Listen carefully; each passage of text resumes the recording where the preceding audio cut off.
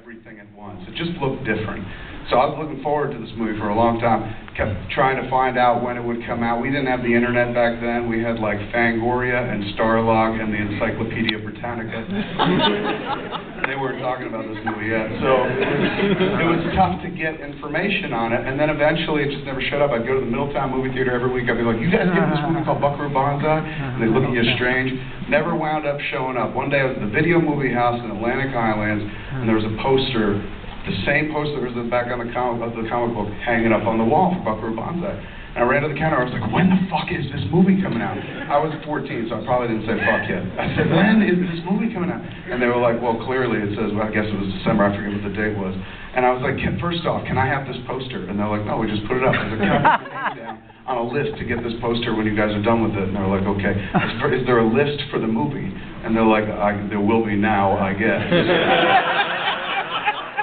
Put me right at the top. He's like, I get it. And I would come into the Video Movie House and ask constantly. The month of December never had a date, so I'd come. I think it was December it came out. I would come in, whatever that month was, for every fucking day, and just be like, hey man, is it in yet? No. Is it in yet? No. Finally, they gave me a call, and I took it home. Now, expectation is high for a movie like that. You know, I waited for it. I, at this point, had the poster. When I came to get the video, they also gave me the poster. They were so fucking sweet there. Had it up on my wall, went and sat down to watch it. You've just watched this movie. Most of you have probably seen it. Maybe some of you haven't. There are many weird, wonderful movies that we've all seen by this point in our lives. 1984, I'm 14 years old. This is the most weird and wonderful thing I've ever seen. It is a movie that defies every possible genre and convention of the genre that it pretends to dance with. This movie is so fucking individual. It just sweeps you off your feet. I was just taken away. It's a movie that does not conform to any traditional storytelling that you're used to from years of watching movies. It doesn't give a shit whether you know what's going on or not.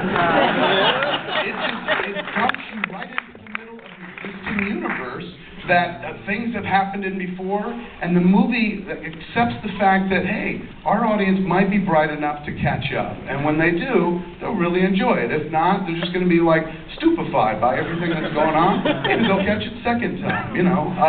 It takes you weird, wonderful places that few films that I'd ever seen at that point in my life, certainly, and even to this day, have ever done. By virtue of that, there's no better definition or label for this movie, if you have to put a label on it, than art film. This is a true piece of art, man. It doesn't give a fuck what you bring to the table. It brings itself to the table and says, figure it out, you know? And then it doesn't go like, oh, we'll spoon feed you a happy ending to make you feel good about it and make you feel like, oh, I've spent my time wisely. At the end of the movie, these credits start rolling, everyone starts going like, is it done? Did they win?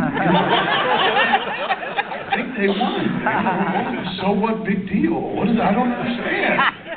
And it doesn't care. It never made up for it. Like, this is a movie that I've been following now for years, since 1984, and no one's ever been able to kind of sit down and say like, oh yeah, it fits this, it fits this.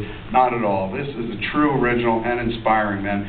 Everything I've ever done in my life has always tried to live up to this. The moment I finished watching that movie, my brain turned off the mainstream and I started looking at other movies, you know? Like, this was the same year as Back to the Future, I believe, which is a weird, wonderful mainstream movie with great 3-act structure, fantastic story, not knocking it at all, but it has a happy ending and you can pretty much see where it's going sometimes.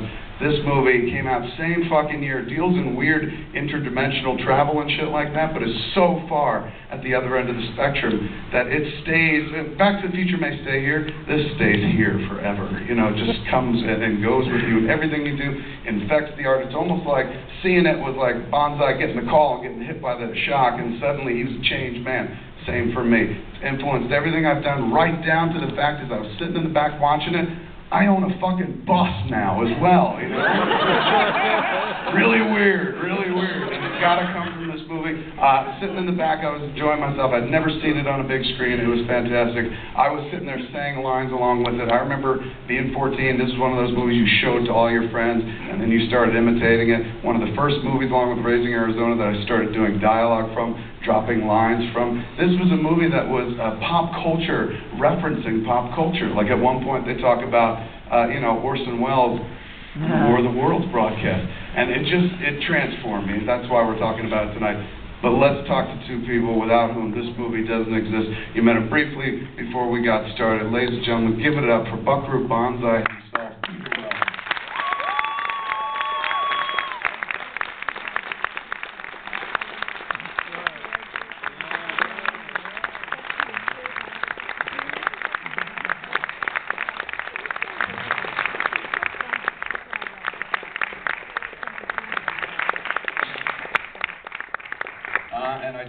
Right now, I was standing in the back watching the credits, wiping sweat off, getting ready to come down, and somebody said, Kevin, and I looked over, and I almost had a fucking heart attack, because it was Roberto Muldoon from The World According to Garth, but we all know much, much better as Lord John Whorfin. Give it up for John Lithgow.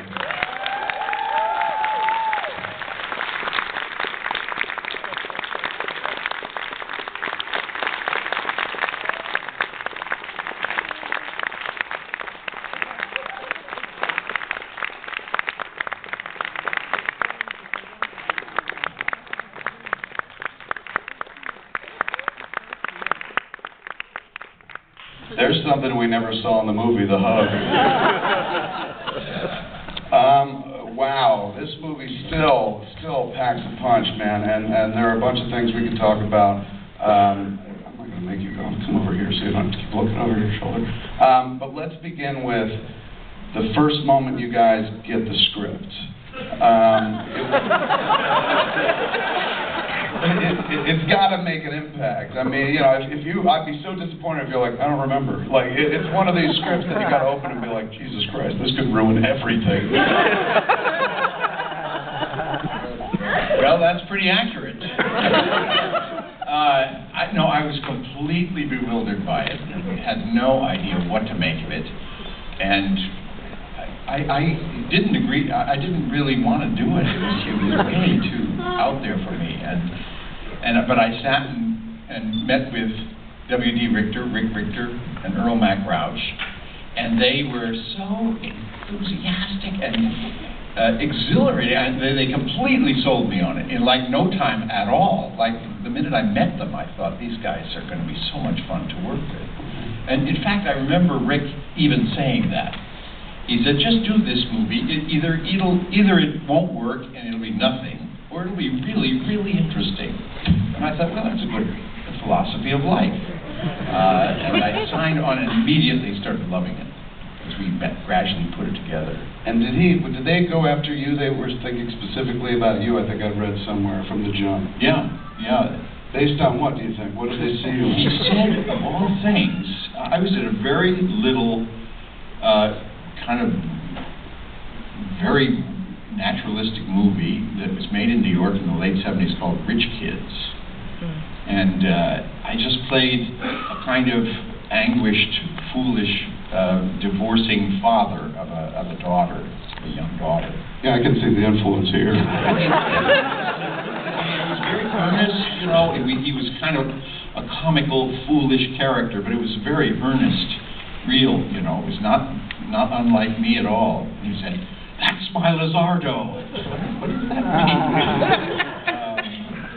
But tell us about your first look at it. No, I felt the same way.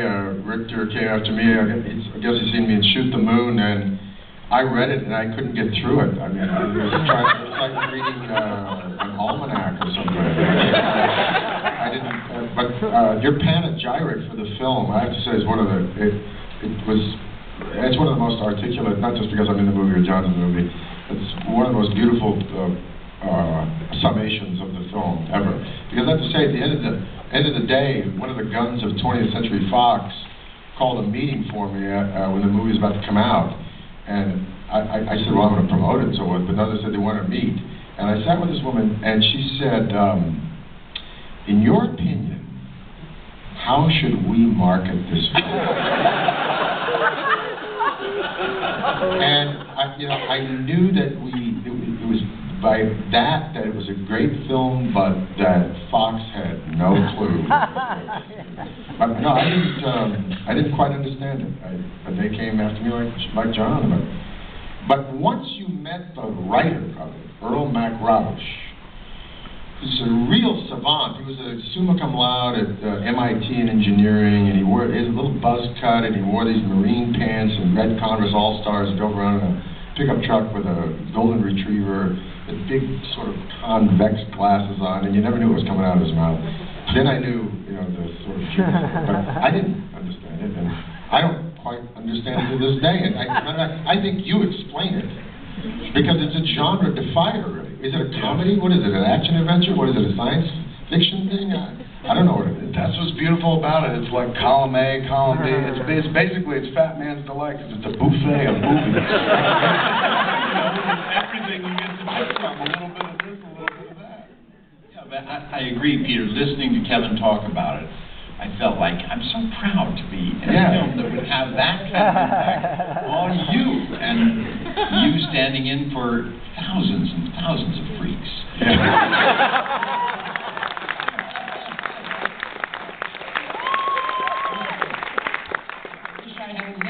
How many times I've been asked to say, laugh at what you can, monkey boy! My favorite hands down that I would always do with my friends, quiet moments would be in class, doing a test, just be sitting down there, head down, and go, hey, Banzai, take a look at your girlfriend. That's how I learned Italian, was watching that movie. I have to point out, did you see in the credits crawl at the end, my dialect coach? Almost defines the movie. My dialect coach was this Tailor in the costume department down there at Sony. And whenever he had fit my clothes a few times, named Roberto Terminelli, and he had this fantastic accent, and all I did was go down and have him record my part. Never acted in his life. Never coached any dialect. You did? You had him record it? You put him on? Yeah. I want to hear you say these things. And I got him that credit.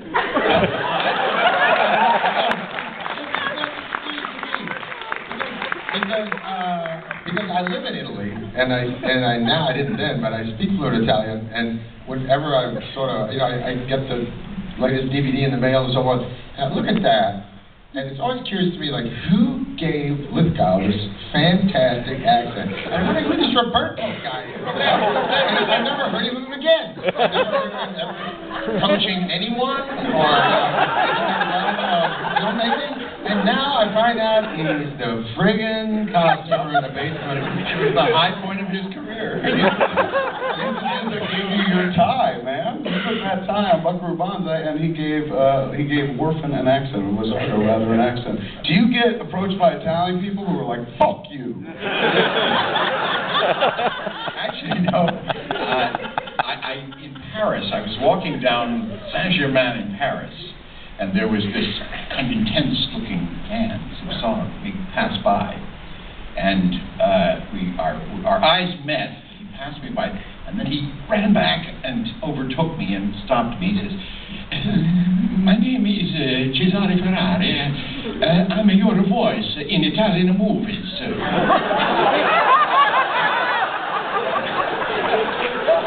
He had this desperate look, like, "When are you going to do more movies?"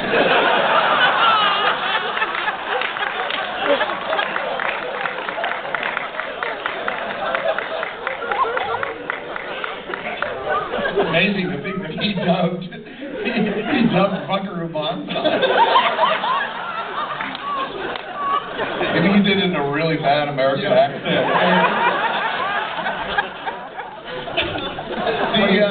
He dubbed it in English. The writer, how do you pronounce the writer's name? I've never known how to say it. Earl Mac Rauch. Earl Mac Rauch. And what did you guys call him? Earl Mac Rauch? Mac, actually, yeah. I've read a lot about him on the internet as much as I could find and whatnot.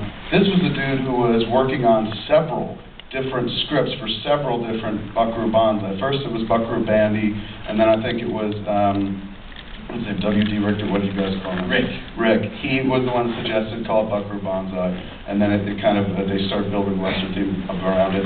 He wrote, according to what I read, several different screenplays, started a bunch and wouldn't finish any of them, would start and then let it just stop. And he kept expanding a universe that nobody knew about, which I always loved. Like when I remember seeing this movie on video and going out and searching for the novelization because I saw it listed somewhere, and the novel that I guess he had written himself was so dense and so packed and filled in so many questions that anybody that loved the movie might not have known about, and also whetted your appetite for shit like how do I Shan is coming next, the guy that killed Peggy and stuff like that, and then it never fucking came. But it was I remember being entranced by the story because it doesn't go any place you want it to. It won't conform at all. Was he around? Was the writer around on set the whole time? Yeah, and going back to that lunch, when they persuaded me to do it, they were full of all these other stories. They had clearly created this extremely complicated backstory and things that were going to happen. My impression, I don't know whether I'm right or not, but I think they were Dartmouth roommates or something. I remember reading that as well. And that they used to just kind of riff on Buckaroo Banzai stories. The story that I read online was one of them, W.D. had read a book that Earl Mac Rauch had written, and he liked it. He saw he was from Dartmouth, and he reached out to him. He was like, hey man, I'm from Dartmouth too. And it's Dartmouth or Dartmouth? Dartmouth, sorry. And the guy before was like Lithgow. So he reached out to him, they became friends, and then they started talking about screenwriting, and they started talking about the creation of this character, and it went on for years. Until I guess W.D. had taken off or gotten a career in the business, and they said, come on out. They started working on this slowly. I think he wrote New York, New York. Yeah. The screenplay of that. Earl, Rick. Earl, yeah. And he was really a mind like a trap, man. He was a genius head. I had a couple of lunches with him, and he was around. He had engineering stuff, and he had done an entire tour of the Bible Belt tent revivals for 2 summers, and was taking notes on writing a comedy about Bible Belt tent revivals. He was an astounding guy. And he was also unedited. You had to be very careful diplomatically. The powers that be had to be careful about where he was because he would say anything to anyone.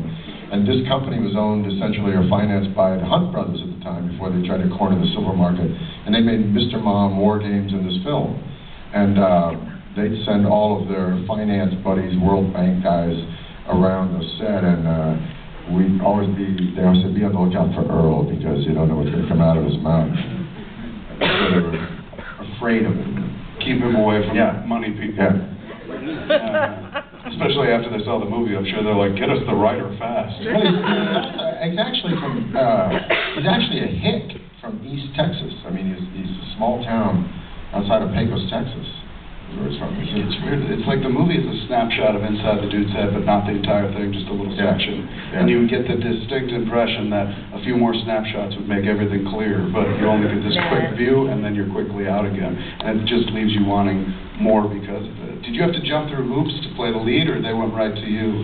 No, I was considering doing another film, and for less money, but another studio film, and they essentially with John, they sat me down several times and said, I said, well look guys, I don't get this film.